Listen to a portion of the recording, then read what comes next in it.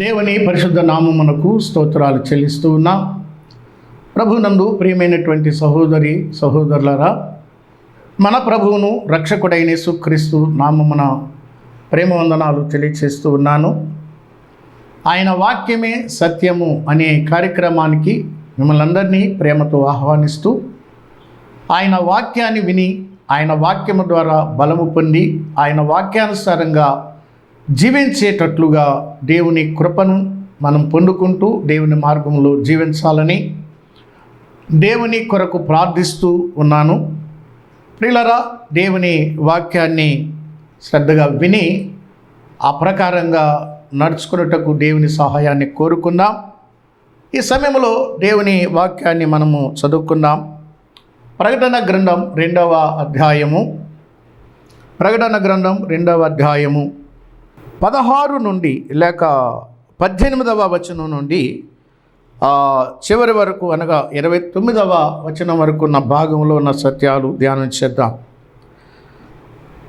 18వ వచనంలో, తుయతైరులో ఉన్న సంఘపు దూతకు ఇలాగు రాయము: అగ్ని జ్వాల వంటి కన్నులను అపరంజిని పోలిన పాదములు గల దేవుని కుమారుడు చెప్పు సంగతులు. ప్రియమైన వారలారా, ఇక్కడ ఈ తుయతైరులో ఉన్నటువంటి సంఘానికి దేవుడు పరిచయం చేసుకుంటున్న విధానము ఎట్లా ఉందంటే, మొదటి అధ్యాయము 14వ వచనములో, ఆయన తలయు తల వెంట్రుకలను తెల్లని ఉన్నిని పోలినవై హిమము అంట ధవళముగా ఉండెను. ఆయన నేత్రములు అగ్ని జ్వాలవలె ఉండెను. ఆయన పాదములు కొలిమిలో పుటము వేయబడి మెరయుచున్న అపరంజితో సమానమై ఉండెను. ప్రియులారా, ప్రభువారు తుయతైరులో ఉన్న సంఘానికి పరిచయం చేసుకున్నటువంటి ఆ విధానం చూడండి. అగ్ని జ్వాల వంటి కన్నులు, అపరంజిని పోలిన పాదములు గల దేవుని కుమారుడు. మన ప్రియ ప్రభువు కన్నులు అగ్ని జ్వాల వలె ఉన్నాయి. ఆయన పాదాలు అపరంజిని పోలి ఉన్నాయి. ఆయన దేవుని కుమారుడు, అంటే సాక్షాత్తు దేవుడు అని. అగ్ని జ్వాల వంటి కన్నులు అంటే ప్రియులారా, ఆయన దృష్టికి ఏది కూడా మరుగైనది లేదండి. ఆయన కన్నులతో సమస్తమును ఆయన చూడగలడు. కన్నులను నిర్మించినవాడు కానకుండునా, చెవిని నిర్మించినవాడు వినకుండునా. మనకు కన్నులిచ్చినవాడు అగ్ని జ్వాల వంటి కన్నులు కలిగినవాడు. మనము కొంతవరకే చూడగలం, మన కన్నులు పరిమితమైనవి. కానీ దేవుని కన్నులకు ఏది మరుగు లేకుండా సమస్తము తేటగా ఉన్నది. ఈ తుయతైరులో ఉన్న సంఘానికి ప్రభు చెబుతున్నాడు, నేను అన్నీ చూడగలను.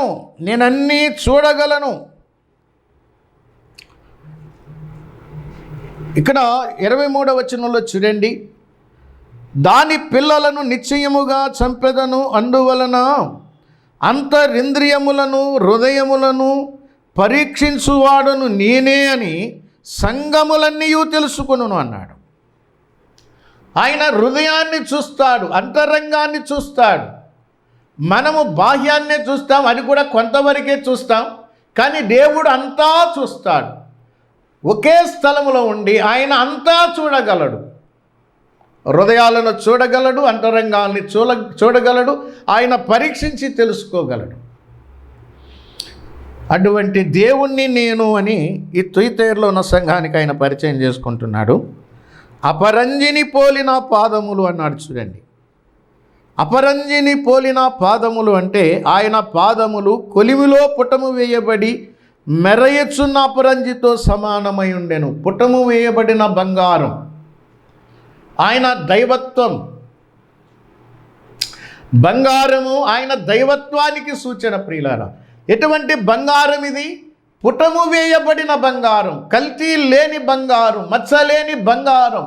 ఆ పుటము వేయబడిన బంగారం అటువంటి పాదాలు కలిగినటువంటి దేవుడు, ఆయన నిజమైన దేవుడు, ఆయన నిత్య జీవమునై ఉన్నాడు, ఆయన అసలైన దేవుడు, దేవుని కుమారుడు. దేవుని కుమారుడు అంటే తండ్రి అయిన దేవుడు, కుమారుడైన దేవుడు, పరిశుద్ధాత్మ దేవుడు. అంటే ముగ్గురు ఒక్కటే, కానీ తండ్రి అయిన దేవుడెంతో కుమారుడైన దేవుడు అంతే. కుమారుడైన దేవుడెంతో పరిశుద్ధాత్మ దేవుడు అంతే. పరిశుద్ధాత్మ దేవుడెంతో కుమారుడైన దేవుడంతే. కుమారుడైన దేవుడంతో తండ్రి అయిన దేవుడు అంతే. ముగ్గురు సమానం, ముగ్గురు ఒక్కరే, త్రియేక దేవుడు. అందుకే ఆయన నేను దేవుని కుమారుణ్ణి అని ఆయన పరిచయం చేసుకుంటున్నాడు. దేవుని కుమారుడు మనుష్య కుమారుడుగా వచ్చాడు ప్రియులారా. ఎందుకో తెలుసా?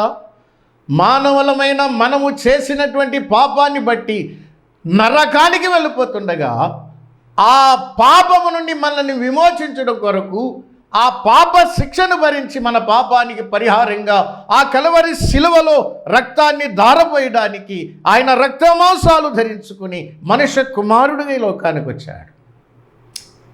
ఆయన మనుషుడిగా చనిపోయాడు. శిలువ మరణం పొందినంతగా విధేయత చూపించి చనిపోయి సమాధి చేయబడి తిరిగి మూడవ దినమున లేచాడు. ఆయన మనుష్య కుమారుడు, అదే సమయంలో దేవుని కుమారుడు, సాక్షాత్తు దేవుడు. ఇది థియేటర్లో ఉన్న సంఘానికి ఆయన పరిచయం చేసుకున్న విధానం. ఇక తర్వాత సంఘములో ఉన్న మంచి క్రియలను గురించి ఆయన మాట్లాడుతూ ఇక్కడ 19వ వచనంలో నీ క్రియలను నేను ఎరుగుదును, నీ ప్రేమను ఎరుగుదును అంటే ఈ థియేటర్లో ఉన్న సంఘము కూడా క్రియలు కలిగిన సంఘం. క్రియలు కలిగిన సంఘం, విశ్వాసపు క్రియలు కలిగిన సంఘం, దేవుని క్రియలు కలిగిన సంఘం. ప్రియులారా, క్రియలు కలిగిన సంఘం, ప్రేమ కలిగిన సంఘం. దేవుణ్ణి ప్రేమించే విషయంలో కానీ, తోటి సహోదర సహోదరులను ప్రేమించే విషయంలో కానీ ప్రేమ కలిగిన సంఘం ఈ థియేటర్లో ఉన్న సంఘం. మూడవది ఏంటంటే విశ్వాసము కలిగిన సంఘం. ఈనాడు విశ్వాసులు ఉన్నారు కానీ విశ్వాసము లేనివారు. అయ్యా బాబు వినండి, విశ్వాసమని అనుకుంటున్నావు కానీ నీకు విశ్వాసం ఉన్నదా? పేరుకి విశ్వాసమేనా లేక నీలో విశ్వాసం ఉన్నదా? ఆ విశ్వాసము క్రియలు కలిగిందేనా? అది జీవించే విశ్వాసమా, చచ్చిన విశ్వాసమా? ఆలోచన చేద్దాం. విశ్వాసము కలిగిన సంఘం. నాలుగవది చూస్తే పరిచర్య కలిగిన సంఘం. ఈ సంఘము దేవుని పరిచర్యలో పాలు పంపులు పొందుతున్న సంఘం. అది విశ్వాస పరిచర్య, సంఘ పరిచర్య, సువార్త పరిచర్య, దేవుని పరిచర్య. పరిచర్య పనిచేసే సంఘం థియేటర్లో ఉన్న సంఘం. మాత్రమే కాదు, సహనము కలిగిన సంఘం. సహనము కలిగిన సంఘం అన్నీ సహించే సంఘం. అంటే శ్రమలు గుండా వెళ్తున్నప్పుడు సహించే సంఘం, ప్రభు కొరకు సహనాన్ని కలిగిన సంఘం. సహనం ఉండాలి, సహనం ఉండాలి ప్రియులారా, సహనం కలిగిన సంఘం. తర్వాత ఈ సంఘంలో ఉన్న మరొక ప్రత్యేకత ఏంటంటే నీ మొదటి క్రియల కన్నా కడపటి క్రియలు ఎక్కువైనవి అన్నాడు. ఆ ముందు కొంతమంది మొదట బాగుంటారు, తర్వాత తగ్గిపోతూ ఉంటారు. కానీ ఈ సంఘం మొదటి క్రియల కన్నా కడపటి క్రియలు బాగున్నాయి అంటున్నాడండి. అంటే ఇది దేవుని పరిచర్యలో, దేవుని క్రియలలో అభివృద్ధి చెందే సంఘం, వెనకబడింది కాదండి. ఆ ఎఫెసు సంఘంలాగా ఆ మొదటి ప్రేమను విడిచిపెట్టినది కాదండి. ఇది అంతకంతకు గ్రోత్ పెరుగుతుందన్నమాట. చూడండి, ఈ సంఘము పరిచర్యలో అభివృద్ధి పొందుతుంది, క్రియల్లో అభివృద్ధి పొందుతుంది. ఇది అభివృద్ధి పొందుతున్న సంఘం.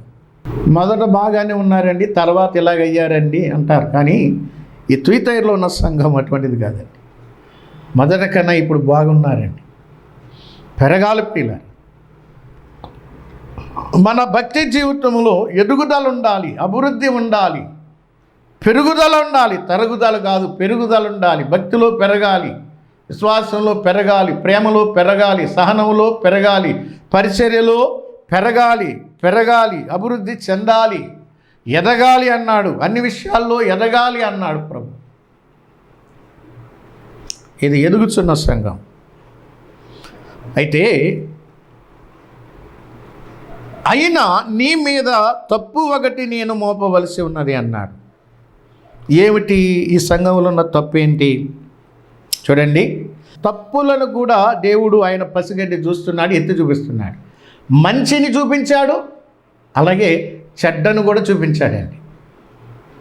ఆయన అన్నీ చూస్తున్నాడు. మంచిని మంచిగా చెప్పాడు, చెడ్డను చెడ్డగానే చెప్పాడు. మంచిని మంచిగా చెప్పి చెడ్డను కప్పిపెట్టేవాడు కాదు ఆయన. లేకపోతే చెడ్డను మాత్రమే చూపించి మంచిని ప్రస్తావించని దేవుడు కాదు ఆయన. ఇంకా మంచి ఉంటే మంచి చెప్పాడు, చెడ్డ ఉంటే చెడ్డ చెప్పాడు. ఆయన రెండూ చెప్పాడు. నీలో ఒక తప్పు ఉంది అంటున్నాడు. ఏమిటా తప్పు అంటే, తాను ప్రవక్తినని చెప్పుకొనుచున్న యెజబెలు అను స్త్రీని నీవు ఉండనిచ్చుచున్నావు. ప్రియులారా, యెజబెలు చచ్చిపోయి చాలా సంవత్సరాలు అయిపోయింది. ఆహాబు యొక్క భార్య.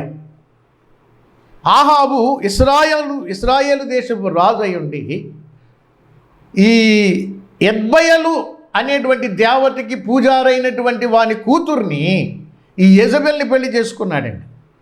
ఇదొక భయంకరమైన రాక్షసి. ఇది ఈ యెజబెలు లాంటి స్త్రీ ఇశ్రాయేలు చరిత్రలో కనబడదు మనకి.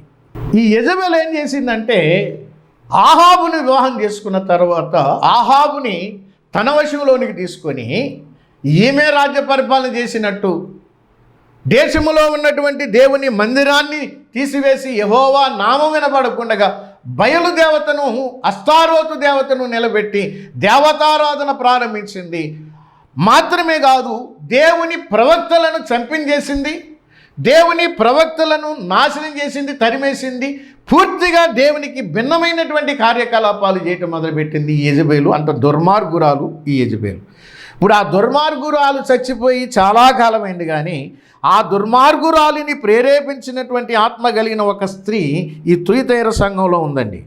యెజబెలు చచ్చిపోయి చాలా సంవత్సరాలు అయిపోయింది, కానీ యెజబెలు లాంటి స్త్రీలు సంఘాలలో ఉన్నారు. జాగ్రత్త. ఇక్కడ ఏమంటున్నాడంటే, తాను ప్రవక్తినని చెప్పుకుంటుంది, ఇటువంటి స్త్రీని నీవు ఉండనిచ్చుచున్నావు, ఇది నువ్వు చేస్తున్న తప్పు, దీన్ని ఉంచకూడదు అన్నాడండి. ఈ యెజబెలు లాంటి స్త్రీలు సంఘములో ఉండకూడదు. ఇది సంఘపు దూతకి చెప్తున్నటువంటి మాట, దేవుడు చెప్తున్న మాట. ఇది నువ్వు చేస్తున్న తప్పు. యెజబెలు లాంటి స్త్రీలను ప్రేరేపించేటువంటి నాయకులు, పెద్దలు, సేవకులు, జాగ్రత్త. నువ్వు ఉండనిస్తున్నావు సంఘంలో, దాన్ని నువ్వు ఉండనిస్తున్నావు. దాన్ని ఉండనిస్తావు, అదేం చేస్తుంది? ఇది ఈ దుర్మార్గురాలైనటువంటి ఈ స్త్రీని నువ్వు ఉండనిచ్చావు కాబట్టి ఈ దుర్మార్గురాలు ఏం చేస్తుందంటే, జారత్వం చేయడానికి, విగ్రహాలు బలి ఇచ్చిన వాటిని తినడానికి, అది నా దాసులకు బోధించుచు వారిని మోసపరుచుచున్నది.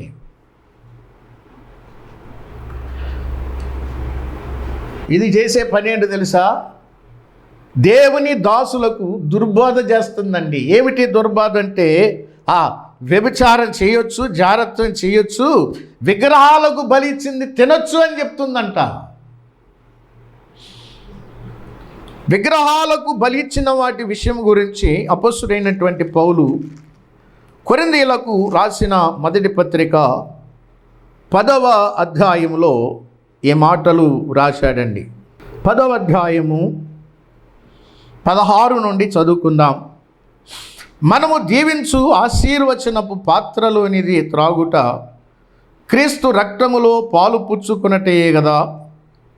మనము విరుచు రొట్టె తినుట క్రీస్తు శరీరములో పాలు పుచ్చుకున్నట్టయే కదా. మనమందరము ఆ ఒకటే రొట్టెలో పాలు పుచ్చుకొనుచున్నాము. రొట్టె ఒకటే గనుక అనేకులమైన మనము ఒక్క శరీరమై ఉన్నాము.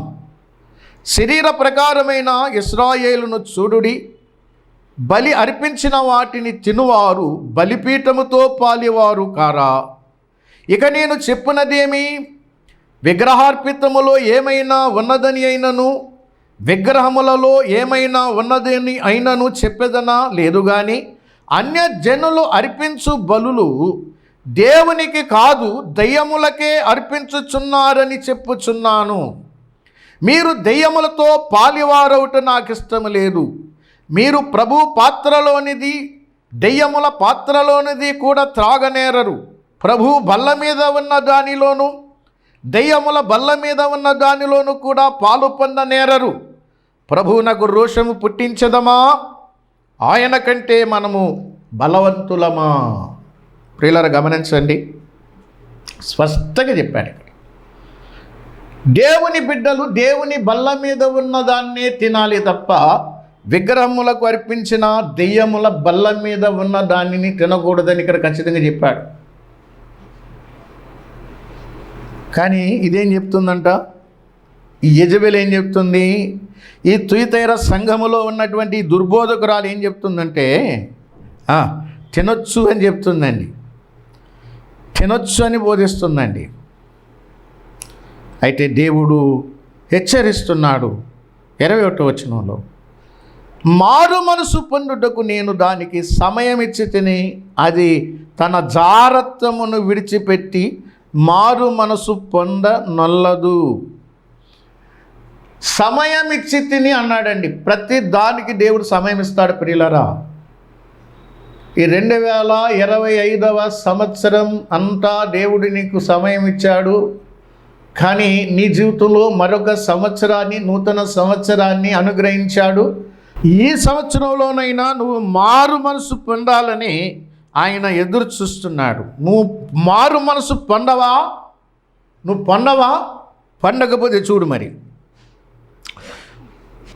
ఇదిగో నేను దానిని మంచము పట్టించి దానితో కూడా వ్యభిచరించువారు దాని క్రియల విషయమై మారు మనసు పొందితేనే కానీ వారిని బహుశ్రమలు పాలు చేస్తాను. ఏమండి, బోధించేదాన్ని మంచం పట్టిస్తానన్నాడు. బోధ విన్నవారు మారు మనసు పొందకపోతే బహుశ్రమల పాలు చేస్తానన్నారు. చూడండి, ఇద్దరికీ ఉంది పనిష్మెంట్.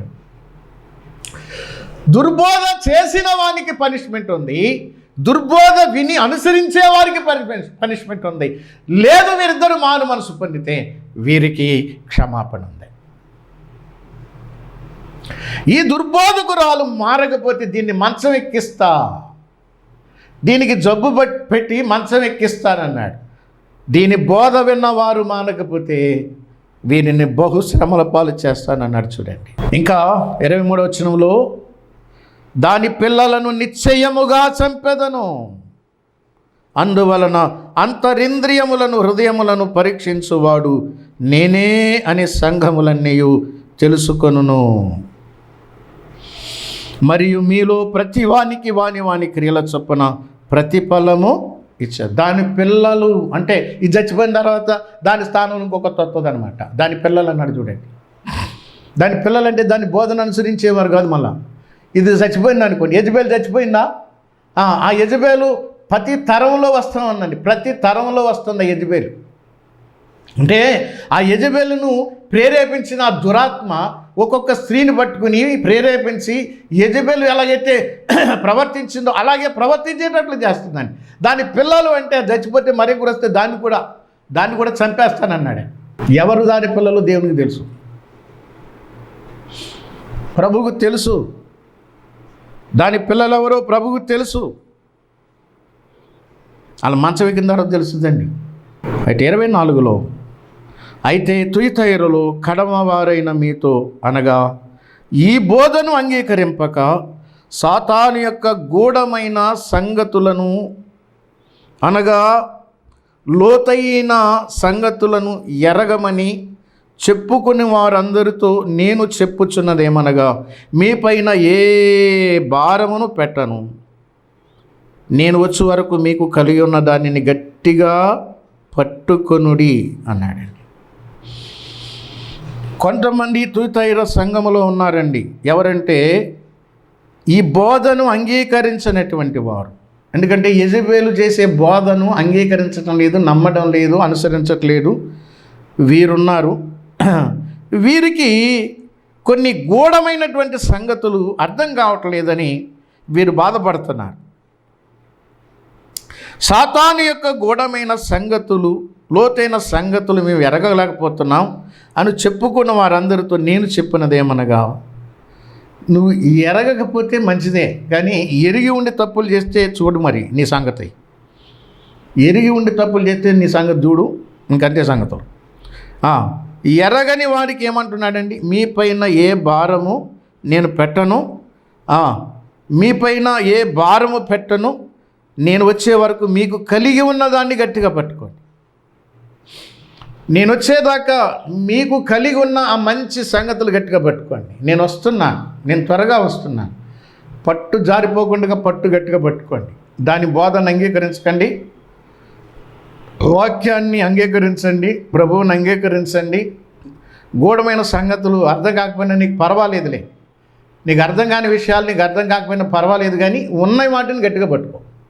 నీకు తెలిసిన వాటినే గట్టిగా పట్టుకో. తెలియని దాని గురించి కంగారు పడొద్దు, నువ్వు ఎరగని సత్యాల గురించి కంగారు పడొద్దు. ప్రభు వచ్చిన తర్వాత మనకు అన్నీ తేటగా బయలుపడతాయి, తొందర ఏమీ లేదు. కానీ ఉన్నంత మట్టుకు ఉన్నదానితో ఈ ఉన్న సమయంలో వాటిని గట్టిగా పట్టుకుని నేను వచ్చేదాకా అలా ఉండు అని ప్రభు ఇక్కడ చెప్తున్నాడండి. జయించేవానికి నేను నా తండ్రి వలన అధికారం పొందినట్టు జయించుచు అంతము వరకు నా క్రియలు జాగ్రత్తగా చేయువానికి. ఎప్పటి వరకు చేయాలండి ఆయన క్రియలు? గైకునేవారికి, దేవుని క్రియలను గైకునేవారికి అని ఉందండి ఫుట్నోట్లో. నేను నా తండ్రి వలన అధికారం పొందినట్లు జయించుచు అంతము వరకు నా క్రియలు జాగ్రత్తగా చేయువానికి జనుల మీద అధికారం ఇచ్చేదను. అతడు ఇనుప దండముతో వారిని ఏలును, వారు కుమ్మరి వాని పాత్రల వలె పగులగొట్టబడుదురు. మరియు అతనికి వేకువ చుక్కనిచ్చేదను. సంఘములతో ఆత్మ చెప్పుచున్న మాట చెవిగలవాడు వినుగాక. జయించేవానికి ఎంత మంచి బహుమానాలు ఉన్నాయండి చూడండి. ప్రభు అంటున్నాడు, నా తండ్రి వలన నేను అధికారం పొందినట్లు వానికి కూడా ప్రజల మీద నేను అధికారం ఇస్తా. ప్రజల మీద నేను ఒక అధికారం ఇస్తా, నేను అధికారం ఇస్తాను, జనుల మీద అధికారం ఇస్తాను.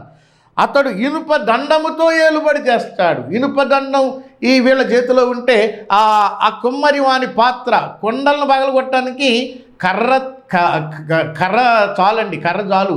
కర్ర ఎందుకు? ఒక గుద్దు గుద్దితే పప్పు అయిపోతాయి. కానీ ఇతని చేతిలో ఏం పెట్టాడండి? ఇనుప దండం. ఇనుప దండం, ఇనుప దండంతో కొండల్ని పగలగొట్టినట్టు పగలగొట్టొచ్చంట.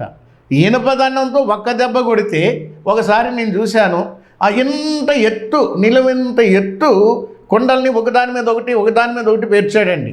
పేర్చినప్పుడు ఒక అతను వచ్చి ఆ కర్రతో ఇలా కొడితే మట్టుకు వెళ్ళిపోయిందండి. ఒక 50 కొండలు ఒకేసారి ఒక దెబ్బకి పగిలిపోయినాయండి. ఇట్లాగ నువ్వు పగలగొడతావన్నాడండి. ఇటువంటి అధికారాన్ని నీకు ఇస్తాను, నీ ఎదుట ఎవడు నిలబడలేడు అన్నట్టు. కొండలను ముక్కల చెక్కలుగా చేసినట్టు చేసేస్తావు నువ్వు అన్నాడండి. ఇంకా ఏమన్నాడు? వేకువ చుక్కనిచ్చేదను అన్నాడు. వేకువ చుక్క.